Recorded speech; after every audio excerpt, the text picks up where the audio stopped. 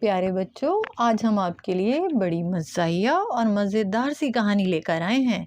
تو چلیں جلدی سے کہانی شروع کرتے ہیں، جس کا نام ہے سیانے منکو میاں، اور یہ ہمارے مشہور زمانہ رائٹر ذوالفقار علی بخاری صاحب کی تحریر کردہ ہے۔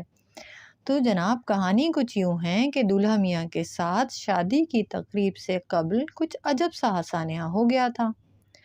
اس نے جب دیکھا کہ بندر تیزی سے بھاگ رہا ہے تو برق رفتاری سے اپنی اشیاء لینے کی کوشش کی، مگر پاؤں پھسلا تو وہ کیچڑ میں یوں لت پت ہو گیا جیسے دو دوست کافی سالوں کے بعد مصافحہ کرتے ہیں اور بعد میں بغل گیر ہو جاتے ہیں۔ باراتی جب دولہا میاں کے پاس پہنچے تو وہ سب خوب ہنس رہے تھے، مگر دولہے میاں کو شدید غصہ تب آیا جب سڑک کنارے کھڑی گاڑی کے پاس منکو میاں کو سر پر ٹوپی اور گلے میں ہار پہنے ہوئے ناچتے دیکھا۔ وہ خون کے گھونٹ پی کر رہ گئے۔ یوں لگ رہا تھا جیسے منکو میاں ان کی شادی کی خوشی میں ناچ رہے ہوں۔ دراصل گزشتہ شب کو منکو میاں جنگل کے پاس سے گزرتی سڑک پر ٹہل رہے تھے جب ایک نئے دولہے کی کار خرابی کی وجہ سے سڑک پر رک گئی تھی۔ دولہے میاں نے جب پھولوں کا ہار اور اپنی ٹوپی اتاری اور گاڑی کے بونٹ پر رکھی تو منکو میاں نے لپک کر دونوں چیزوں کو اٹھایا اور دوڑے۔ جب دولہے میاں نے یہ منظر دیکھا تو وہ بھاگے تاکہ اشیاء کو چھین سکیں، مگر منکو میاں کہاں گرفت میں آنے والے تھے۔ وہ تو یوں وہاں سے غائب ہوئے جیسے گدھے کے سر سے سینگ۔ دولہے میاں نے بندر کی پھرتی دیکھ کر اشیاء چھیننے کی کوشش کی تو وہ حادثہ رونما ہو گیا تھا۔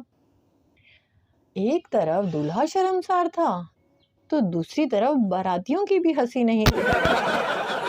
منکو میاں کو سلیمانی ٹوپی کا سا احساس ہو رہا تھا، جیسے ٹوپی کے سر پر آنے سے وہ دنیا کی نظروں سے غائب ہو گئے ہیں۔ دولہے میاں چپ کر کے گاڑی میں بیٹھے اور اپنی قسمت کو کوستے ہوئے اپنی منزل مقصود کی طرف روانہ ہو گئے۔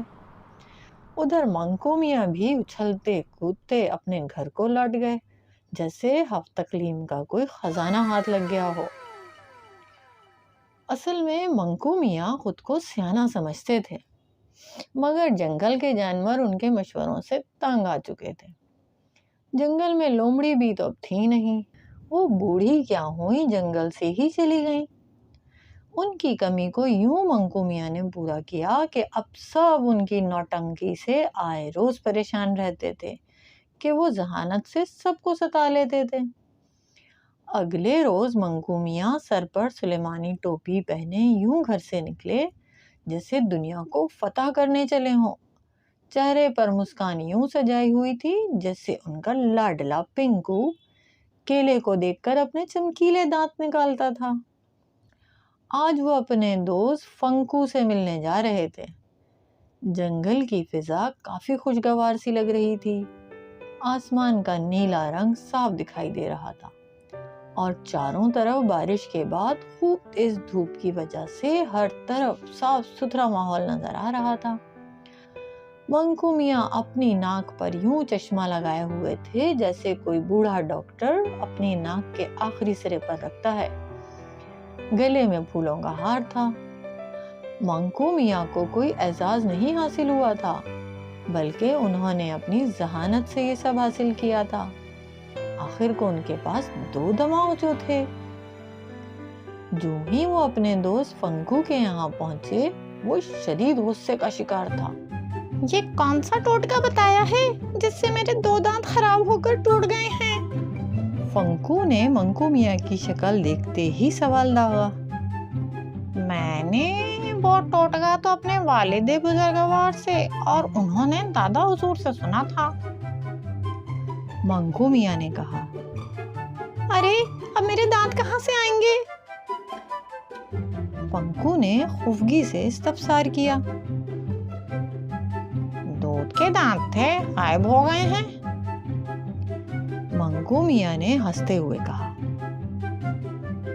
کم بخت منکو، اب بتاؤ ہمارے دانت کیوں سلامت نہیں رہے؟ ابا اور دادا حضور کے دانت کہاں سلامت رہے تھے؟ منکو میاں نے اتنا کہا اور بھاگے کہ فتکو اب ان سے لڑنے کے لیے آگے بڑھ چکا تھا۔ منکو میاں یوں تیزی میں بھاگے کہ ٹوپی جھاڑیوں میں گر گئی، مگر ان کو اب ٹوپی سے زیادہ اپنے سر کی پرواہ تھی کہ کہیں وہ فنگ کو زخمی نہ کر دے۔ مگر آسمان سے گرے کھجور میں اٹکے کہ مصداق ابھی فتکو سے بچے ہی تھے کہ سامنے سے آتے راجی گدھے نے منکو میاں کو دیکھتے ہی کہا، تم نے مجھے شیر جیسا بننے کے لیے کھال پر لگانے کے لیے جو تیل کی بوتل دی تھی وہ تو سادہ پانی کی بوتل نکلی۔ دیکھو گدھے کے گدھے رہو گے تم، وہ جادوئی بوتل تھی جس کا تیل پانی بن گیا تھا۔ منکو میاں نے اتنا کہا اور فوراً سے آگے چھلانگ لگائی کہ ایسا نہ کرتے تو راجی گدھے کی دولتی کا شکار ہو کر جان سے جاتے، مگر چھلانگ ایسی لگائی کہ منہ کے بل اوندھے گرے اور پھولوں کا ہار ایک جھاڑی سے الجھا تو وہ ٹوٹ کر گر گیا۔ منکو میاں کو لگا کہ جیسے ان کے سب ارمان ختم ہو گئے ہوں، مگر منکو میاں کو اب خود کو خوش رکھنے کا ایک عمدہ خیال آ گیا تھا۔ ذہانت کوٹ کوٹ کر بھری تھی تو وہ خود کو کیسے پریشان رکھ سکتے تھے؟ پھرتی سے چنار کے درخت پر چڑھے آنکھیں موند کر سوچنے لگے۔ جنگل کی فضا کافی خوشگوار سی ہے، آسمان کا نیلا رنگ اور چاروں طرف بارش کے بعد خوب تیز دھوپ کی وجہ سے صاف ستھرا ماحول کوئی نئی دنیا ظاہر کر رہا ہے۔ خود کو منکو میاں اپنی ناک پر چشمہ لگائے ہوئے جنگل کا بادشاہ سمجھ رہے تھے۔ چشمہ ناک کے آخری سرے پر تھا، گلے میں پھولوں کا ہار تھا اور چہرے پر مسکراہٹ کے ساتھ سلیمانی ٹوپی، سر پر شاہی پگڑی سی محسوس ہوئی جس کو پہن کر وہ شاہی دربار میں تشریف لا رہے ہیں۔ اس کے بعد منکو میاں یوں گہری نیند میں سوئے کہ اگلی صبح اٹھے تو معلوم ہوا کہ وہ جنگل کے بجائے چڑیا گھر کے پنجرے میں ہیں۔ دراصل وہاں کسی نے بندروں کو پکڑنے کے لیے جال بچھایا تھا جو کہ منکو میاں کو اندھیرے میں نظر نہ آ سکا تھا، مگر جو ان کو صاف آنکھوں سے دکھائی دیا تو وہ مرنے کو پہنچ گئے کہ یہاں ان کی رکھوالی کا ملازم وہی دولہا تھا جس کے ساتھ شرارت کی تھی۔ منکو میاں کو پھولوں کا ہار اب اپنے گلے میں لگا پھندا محسوس ہوا تھا جو انہوں نے چرا کر پہن لیا تھا۔ ان کی ذہانت ایک جگہ آ کر ہار گئی تھی۔ شرارتوں کا انجام ایسا ہوا تھا کہ چڑیا گھر کا پنجرا قید خانہ بن گیا تھا۔ تو دیکھا بچوں آپ نے شرارتوں کا انجام۔